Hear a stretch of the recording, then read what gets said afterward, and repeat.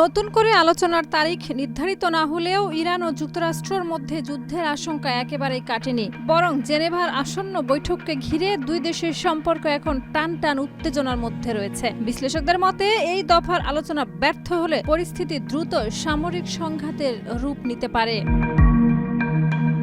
New York টাইমসের প্রতিবেদনে বলা হয়েছে, মার্কিন প্রেসিডেন্ট ডোনাল্ড ট্রাম্প তার ঘনিষ্ঠ উপদেষ্টাদের জানিয়েছেন, কূটনৈতিক প্রচেষ্টা ফল না দিলে কিংবা সীমিত আকারের প্রাথমিক হামলার পরও যদি তেহরান পারমাণবিক কর্মসূচি পুরোপুরি ত্যাগে রাজি না হয়, তাহলে বড় ধরনের সামরিক পদক্ষেপ নেওয়ার বিষয়টি বিবেচনায় থাকবে। প্রশাসনের অভ্যন্তরে সম্ভাব্য সামরিক বিকল্প ও কৌশল নিয়ে আলোচনা হয়েছে বলেও একাধিক সূত্রের দাবি।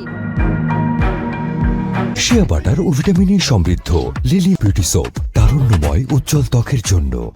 26শে ফেব্রুয়ারি জেনেভায় ইরান ও মার্কিন কর্মকর্তাদের তৃতীয় দফার বৈঠক হওয়ার কথা। কূটনৈতিক মহল বলছে, সামরিক সংঘাত এড়াতে এটি হতে পারে সবচেয়ে গুরুত্বপূর্ণ সুযোগ। তবে আলোচনায় অগ্রগতি না হলে সীমিত হামলা থেকে শুরু করে আরও বিস্তৃত অভিযানের সম্ভাবনা উড়িয়ে দেওয়া যাচ্ছে না। সম্ভাব্য লক্ষ্য হিসাবে ইরানের সর্বোচ্চ নেতা আয়াতুল্লাহ আলী খামেনির নামও আলোচনায় এসেছে। গত সপ্তাহে হোয়াইট হাউসের সিচুয়েশন রুমে ট্রাম্প শীর্ষ নিরাপত্তা কর্মকর্তাদের সঙ্গে বৈঠক করেন। সেখানে ভাইস প্রেসিডেন্ট জেডি ভ্যান্স, পররাষ্ট্রমন্ত্রী মার্কো রুবিও সহ সামরিক ও গোয়েন্দা সংস্থার ঊর্ধ্বতন কর্মকর্তারা উপস্থিত ছিলেন। যদিও আনুষ্ঠানিকভাবে কোনো সিদ্ধান্ত ঘোষণা করা হয়নি, তবু বিকল্প পরিকল্পনা প্রস্তুত রাখা হয়েছে বলে ধারণা করা হচ্ছে।